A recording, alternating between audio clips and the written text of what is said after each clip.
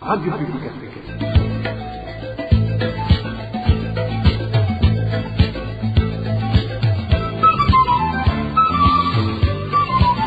Radio Publique Africaine.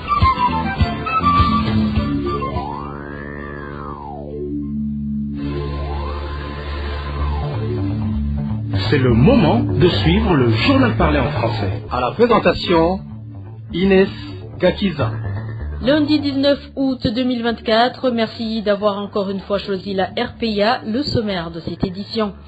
Persistance de la pénurie du carburant au pays. Pourtant, il y a une semaine, le président d'Aïchimiye affirmait avoir définitivement résolu le problème. Des Burundais continuent de saluer la libération de la journaliste Floriane Ilangabiyé et demandent au président de la République de rétablir plusieurs autres Burundais injustement détenus dans leurs droits. Tout à l'heure, vous suivrez la fédération FNASEEB du secteur de l'enseignement. Dans ce journal, vous suivrez aussi les grognes des agriculteurs de la province Muyinga. Ils attendent toujours les engrais chimiques et enregistrent un retard pour l'exploitation d'Ivali. Voilà pour le sommaire. Encore une fois, bienvenue. Commençons par la page droits de l'homme. Les habitants de la commune Butihinda en province Muyinga et certains membres du parti CNDD-FDD dans cette commune s'insurgent contre les persécutions du secrétaire de ce parti dans cette commune à l'endroit des membres du parti de l'opposition. Il aurait juré qu'il fera du mal au représentant communal du parti CNL, El Dagatongwasa, dans cette commune. Certains habitants de cette commune Butihinda demande à ses supérieurs hiérarchiques de le ramener à la raison avant que le pire n'arrive. Plus de détails avec Eric Nyonzima. Ndisabe Bernard, secrétaire général du parti CNDD-FDD en commune Butihinda, est accusé par les habitants de cette commune et certains membres de son propre parti de commettre plusieurs forfaits contre la population.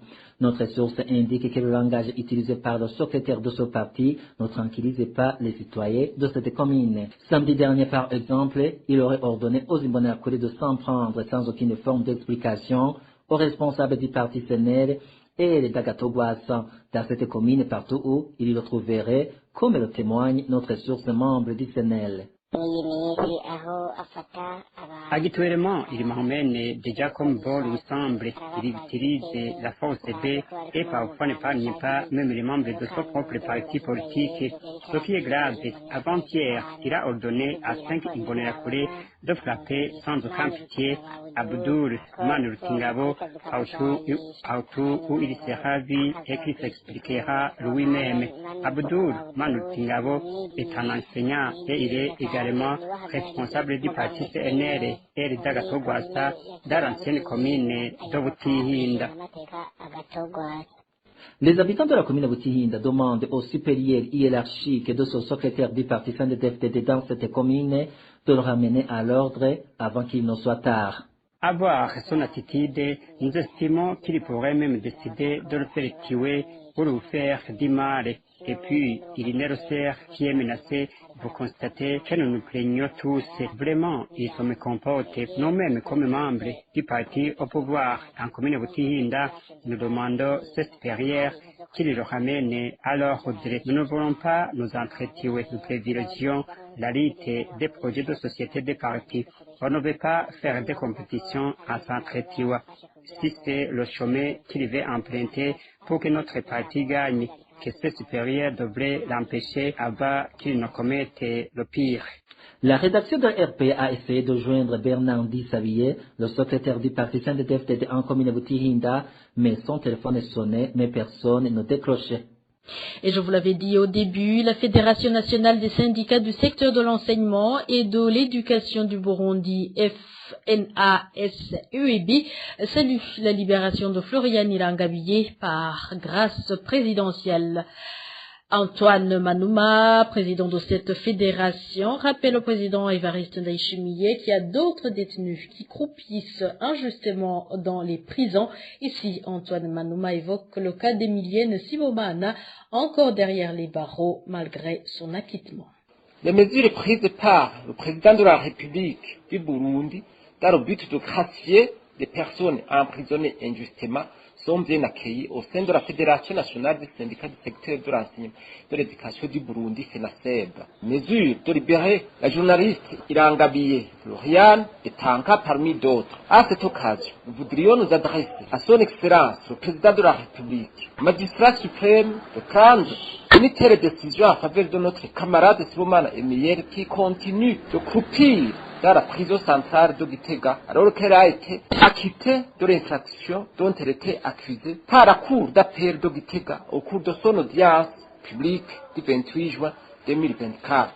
Cette infraction étant de dénonciation harmonieuse à l'égard de la Ben Hakarutimana Laura, directeur du lycée technique Christ Roi de Gitega, pointé du doigt pour abus sexuels à l'égard des élèves filles dont il prend en charge l'éducation lors de la réunion animée par 3 ministres dont celui ayant en charge l'éducation le 26 janvier 2023. Le maintien de Sibomana Emilienne en prison après plus d'1 mois et demi est l'expression d'une injustice dont elle est victime. La responsabilité majeure relève du parquet général près la cour d'appel de Gitega de l'acquittement d'Emilienne Sibomana a été mal accueilli par les responsables. Le recours que ce parquet a introduit auprès de la Cour suprême par le biais de son magistrat, doyen Joseph Désiré, n'est qu'une manœuvre dilatoire visant à bloquer la libération de Sibomana Emilienne en faisant fi de la loi. Car le délit dont notre camarade est accusé n'est pas susceptible de cassation. C'est ainsi que nous demandons à son Excellence, le Président de la République, d'user de son pouvoir de magistrat suprême afin que notre camarade soit libéré parce qu'aucune raison ne justifie son maintien en prison. Et en page sécurité, la rédaction de la RPA a pu répertorier 3 personnes tuées la semaine écoulée dans 2 provinces. Parmi ces 3 personnes, 2 de ces 3 victimes ont été retrouvées mardi dernier. Les corps gisant dans la localité dite Kumucheli, c'est sur la colline Busolo de la commune et province Ngozi. Ces 2 personnes n'ont pas été identifiées. Des sources sur place indiquent qu'il s'agissait des voleurs de vaches et auraient été tués sur la colline Rugori en commune Wusiga. La 3e victime est de la mairie de Bujumbura. C'est un prénommé Emmanuel qui était pêcheur. Il a été tué à son domicile au quartier Ludziba de la commune Muha dimanche dernier. 2 Imbonerakure sont soupçonnés d'avoir commis ce crime et un des 2 a été appréhendé pour des raisons d'enquête.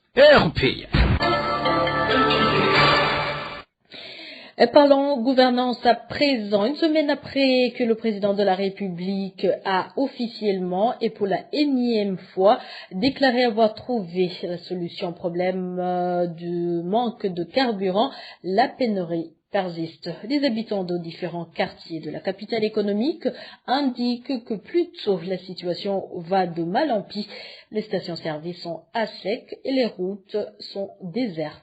Les détails avec Marie-Ange, il a causé. Du nord au centre de la capitale économique en passant par le centre-ville, l'on ne trouve nulle part du carburant. Selon les habitants qui se sont entretenus avec la rédaction de la RPA, depuis que le président de la République a réaffirmé que la solution a été trouvée définitivement, la situation s'est plutôt empirée, comme le témoigne cet habitant du nord de Bujumbura. Non. Où le trouverons-nous? Il n'y a toujours pas de carburant. Je ne sais pas si ça viendra par avion ou par bateau. Ce qui est vrai, il n'y a pas de changement. Il n'y a pas de carburant. Au centre-ville, les stations sont désertes, les routes encore plus. Les embouteillages appartiennent à l'histoire dans les rues de cette ville normalement agrément par de longues chaînes de véhicules. Comme pour taquiner, ce citoyen au centre-ville dit que l'on pourrait même dormir en pleine route sans se faire déranger par les véhicules. On n'a plus de mots pour parler de la pénurie de carburant. On est dépassé par les événements. En pleine ville, il n'y a pas de circulation, les stations n'ont aucune goutte de carburant, ce qui fait que les routes soient désertes. On pourrait même dormir en pleine route sans trouver de véhicules qui viennent te déranger. C'est vraiment très grave, ça fait même peur. En zone Kanyosha, au sud de la capitale, la situation est identique. Aucune des stations de la localité n'a été servie depuis les déclarations du chef de l'État. Depuis qu'il s'est prononcé sur ce sujet, aucun changement n'a été observé. Je dirais plutôt que la situation s'empire. Ça fait déjà une semaine qu'il a dit, mais ça fait également une semaine que les stations n'ont pas été servies. À l'intérieur du pays, ce serait le pire selon nos sources. Nous y reviendrons dans nos prochaines éditions. Lundi 12 août, dans une descente effectuée dans la zone de Moussaga de la mairie de Bujumbura, le président Evariste Ndayishimiye avait annoncé à la population que les premières quantités importées arrivaient ce jour-là. Il avait affirmé que désormais le Burundi s'approvisionne directement aux raffineries. Suivez-le.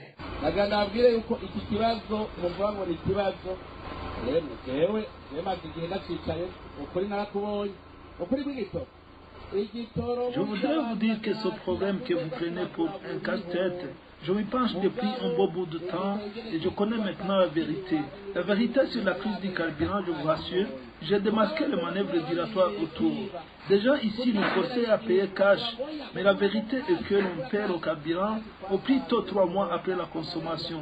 Mais comme les responsables des services habilités sont devenus comme des commissionnaires, des voleurs du grenier public, ils disent que nous devons toujours payer cash. Mais avec le paiement cash, nous avons découvert que nous perdons 36%. Par mois, le gouvernement débloque 30 millions de dollars pour le carburant. Mais je vous informe que l'on amène du carburant pour 20 millions de dollars uniquement. Ce sont des commissionnaires qui bouffent tous les 10 millions. C'est pourquoi ils usent de tous les moyens pour que l'on n'achète pas du carburant directement à la raffinerie. Ils veulent eux, qu'on paie cash. À vrai dire, on ne manque pas du carburant. Le problème, ce sont des personnes qui nous sabotent ici même au pays. Mais ne vous en faites pas, on est en train de les démasquer. Je voudrais ici vous informer que nous allons aujourd'hui même décharger le premier lot du carburant.